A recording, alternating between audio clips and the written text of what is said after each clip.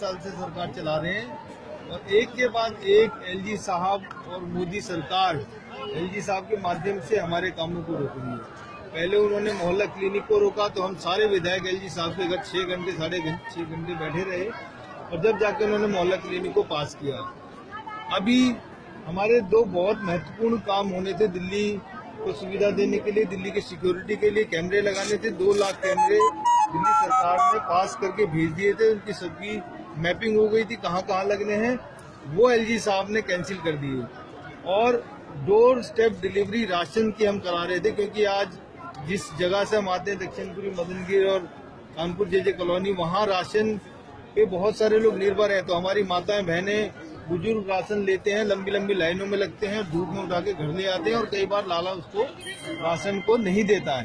तो उस कालाबाजारी को रोकने के लिए, उन परेशानियों को रोकने के लिए हमने डोर स्टेप डिलीवरी भी यहाँ पे दिल्ली सरकार से बना के भेजी। तो उस फाइल को भी एलजी साहब ने रिजेक्ट कर दिया गया। और ऐसे बहुत सारे काम, अगर कोई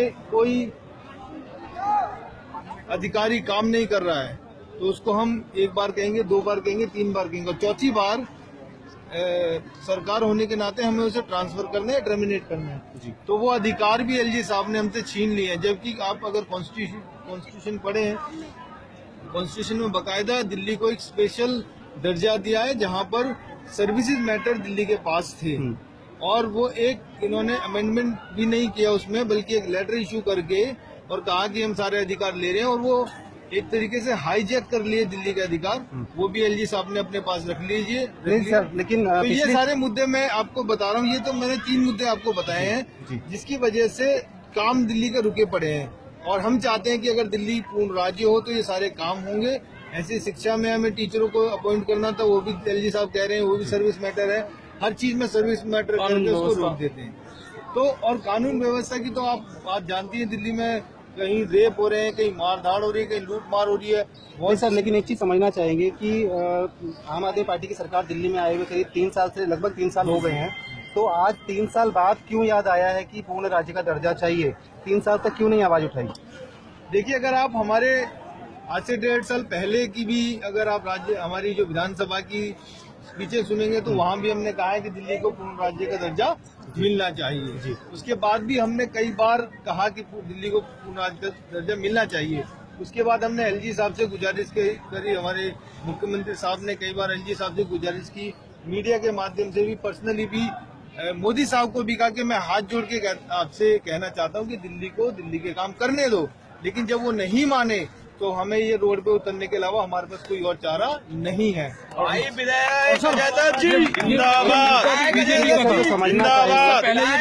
बीजेपी गवर्नमेंट। एक चीज है सर जो समझना चाहेंगे, पिछली सरकारें दिल्ली में रही लेकिन एलजी साहब के साथ इस तरह का टकराव कभी देखा नहीं गया।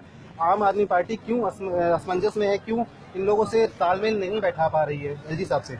देखिए, जैसे मैंने कहा कि हमारे मुख्यमंत्री साहब ने हाथ जोड़ के मोदी साहब से कई बार रिक्वेस्ट की है पब्लिकली भी, और एलजी साहब के पास तो हजारों बार गए। उन्होंने कहा जी आप हमारा काम कर दो।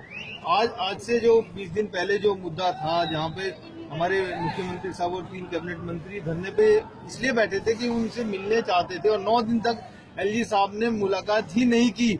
और जो 4 महीने से अफसर काम नहीं कर रहे हैं उनको काम पे लाने की बात कही थी। जब उन्होंने कहा कि अफसर काम पे आएंगे तो वो भी वहाँ से हड़ताल खत्म करके वापस आ गए। एक जो आपको मुद्दा जो आप बता रहे थे, देखिए हम दिल्ली के विकास की बात कर रहे हैं। हम कह रहे हैं कि दिल्ली का विकास हो, दिल्ली के लोगों को जो सुविधाएं मिली है वो मिलती रहे। पानी बिजली के हमने दाम कम किए, शिक्षा में अभूतपूर्व काम किया, हमने स्वास्थ्य में अभूतपूर्व काम किया। हम चाहते हैं दिल्ली को एक मॉडर्न सिटी बना के दें और इसीलिए हम लोग यहाँ आए हैं। सर 9 दिन 10 दिन अगर मुख्यमंत्री जी एलजी साहब के यहाँ बैठे रहेंगे तो कैसे आप मॉडर्न सिटीज को बनाएंगे? मतलब इस तरह का जिस तरह का अब देखा जा रहा है ऐसा कभी देखा नहीं गया दिल्ली में, और भी सरकारें रही हैं, ये ऐसा क्यों है? देखिए, मैं आपको पिछली सरकारों की भी बता दूं, साहिब सिंह वर्मा साहब जी ने बाकायदा दिल्ली विधानसभा में रिकॉर्डेड है, उन्होंने कहा कि दिल्ली की जो सरकार है वो बिना शरीर के आत्मा है और वो सारी की सारी एलजी साहब के पास है। उन्होंने भी ये बात कही और बीजेपी ने तो पूरी राजनीति दिल्ली में 60 साल इसी पे की है कि हमें दिल्ली को पूर्ण राज्य का दर्जा दे। ये जो पहले का चुनाव हुआ एमसीडी का, उससे पहले का जो चुनाव हुआ था लोकसभा का, उनके मैनिफेस्टो में ये लिखा हुआ था कि हम दिल्ली को पूर्ण राज्य बनाएंगे। और आज वो लोग कह रहे हैं कि हम नहीं बनाएंगे। तो ये जो भ्रष्टाचार की सरकारें बीजेपी चला रही है, ये जो अंधे भक्तों की सरकारें चला रही है, दिल्ली के साथ जो ये दुर्व्यवहार कर रही है, इनके साथ ये एक दुश्मनी निकाल रही है, ये ठीक नहीं है। आप ये बताइए ना, दिल्ली में एक ऐसा एक काम गिना दे जो ये कर रहे हैं। दिल्ली में अड़चन क्यों अटका रहे हैं? भाई अगर आप दिल्ली का विकास चाहते हैं, लोगों का विकास चाहते हैं, तो आप काम कीजिए। दिल्ली की जनता ने आपको इसीलिए तो चीन के 7 सीटें दी है ना, पूर्ण बहुमत दिया है ना।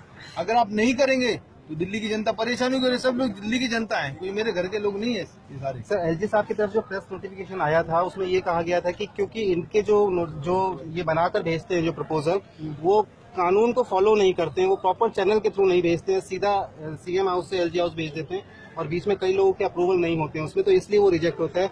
मैं उस पर साइन करने के बाद उसका जिम्मेवार हो जाऊंगा अगर मैंने साइन कर दिया तो, इसलिए उस पर साइन नहीं होते। क्या ये सही है?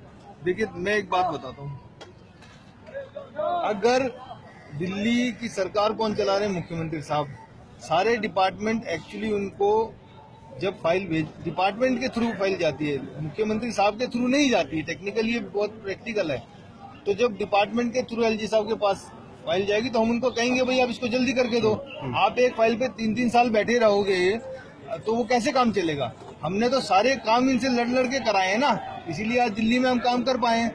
तो ये गलत है कि एलजी साहब कह रहे हैं कि भाई हमारे को दूसरे चैनल से, तीसरे चैनल से। भाई आपका काम है, आप एडमिनिस्ट्रेटिव हेड हो, तो लोगों को समझाओ और उनको कहा चले इस चैनल से तो उस चैनल से आके काम तो करवाओ, अगर बाई चांस ऐसा। लेकिन ऐसा कुछ भी नहीं है, ये टेक्निकली फंसाने वाली बातें हैं। और बीजेपी के माध्यम से एलजी साहब को बार बार ऑर्डर आते हैं, बीजेपी उनको ऑर्डर देती है और कहते हैं कि इनके काम मत कराओ।